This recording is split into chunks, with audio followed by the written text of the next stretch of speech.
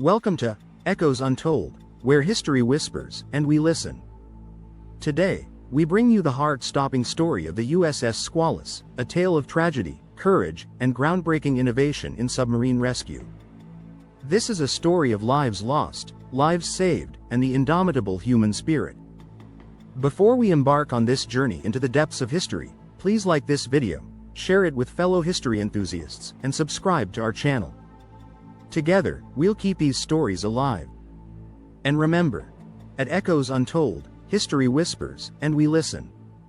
The year was 1939. The world stood at a precipice as tensions in Europe were escalating toward what would become the Second World War. Across the Atlantic, the United States Navy was entering a new age of technological advancement. Among its fleet was the USS Squalus, a Sargo-class submarine heralded as a beacon of modern engineering. The Squalus, like her sister ships, was a marvel. Equipped with state-of-the-art diesel engines and electric propulsion for underwater travel, she was designed to dive deeper, move faster, and endure longer than her predecessors. Her commissioning at Portsmouth Naval Shipyard marked the dawn of a promising chapter for the Navy. On the 23rd of May 1939, the Squalus set out for a series of routine test dives off the coast of New Hampshire. Her 59 crew members, a mix of seasoned sailors and civilian contractors, were eager to prove her capabilities. But beneath the surface, fate had other plans. At 8:40 a.m., the Squalus began her dive. The crew operated with precision, adjusting ballast tanks to ensure a controlled descent. As the submarine slipped beneath the waves, the men were unaware that a critical fault was about to change their lives forever. The first sign of trouble came with a sudden and deafening roar. Seawater surged into the submarine, rushing through the aft compartments with unrelenting force.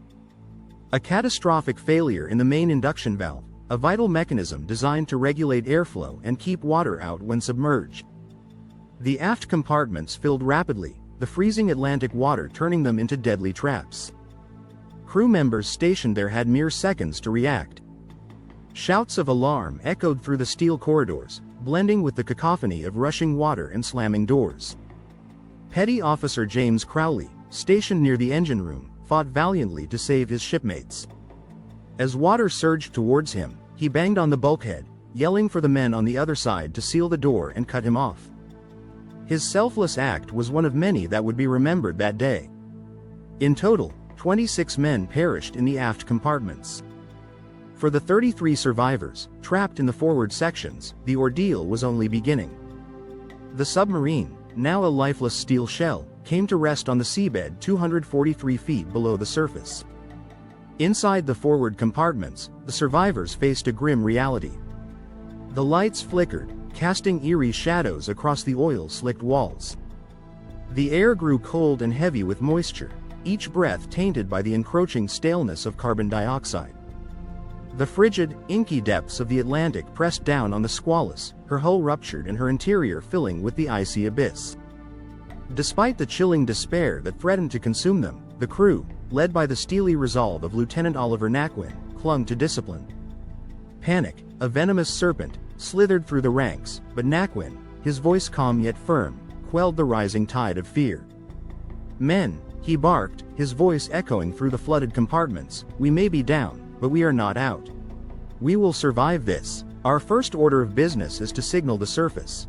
Every man, every resource, is dedicated to that single goal."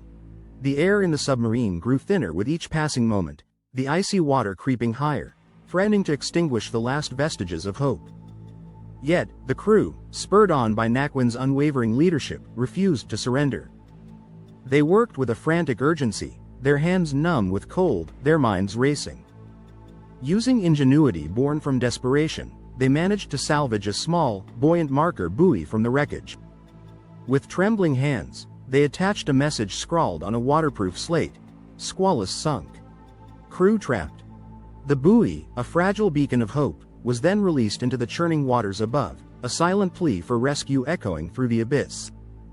As the icy water continued its relentless advance, the crew huddled together, their bodies shivering, their breaths misting in the frigid air. But in the face of impending doom, a flicker of defiance remained. They had sent their message, their fate now resting in the hands of those above. And in the face of the unknown, they clung to the belief that help would arrive, that they would not be forgotten in the depths of the ocean. As hours stretched into an agonizing wait, the men rationed their limited oxygen. Conversations were hushed, movements minimal. Some wrote final messages to loved ones on scraps of paper, their words smudged with oil and tears. On the surface, the marker buoy was a beacon of hope. Spotted by a passing ship, it triggered an immediate response from the Portsmouth Naval Shipyard. Among those mobilized was Commander Charles Swede Momsen, a man whose revolutionary ideas would soon define the future of submarine rescue. Momsen had spent years developing the McCann Rescue Chamber, a device specifically designed to save sailors from sunken submarines. This was its first real test in a live emergency, and the stakes couldn't have been higher. As rescue ships converged on the site, the chamber was lowered into the water. Strong underwater currents and the submarine's precarious position on the seabed complicated the operation. Finally, after hours of careful maneuvering, the rescue chamber was secured to the forward hatch of the Squalus. Inside, the trapped sailors heard the faint clang of metal, a sound that reignited their hope. The first group of survivors was brought to the surface, their faces pale but alive. One by one, the men emerged, greeted by the cheers of the rescue team. Each ascent was a testament to the courage of those above and below. After 13 grueling hours, all 33 survivors were safely aboard the rescue vessels. For many, the ordeal had left scars, both physical and emotional, that would last a lifetime. But they were alive, thanks to innovation and sheer determination. The tragedy of the USS Squalus sent shockwaves through the Navy and the nation. An investigation into the disaster led to sweeping reforms in submarine design and safety protocols. The incident also solidified the importance of rescue technology, with the McCann Rescue Chamber becoming a standard tool in submarine operations. The Squalus herself was salvaged, repaired, and recommissioned as the USS Sailfish. Her story, however, is less about a ship and more about the resilience of the human spirit in the face of unimaginable odds. The tale of the USS Squalus is a haunting reminder of the risks faced by those who serve beneath the waves. It's a story of loss, innovation, and survival that continues to inspire. Thank you for joining us today on Echoes Untold. If this story moved you, please like, share, and subscribe to our channel. Together, we'll keep history's whispers alive.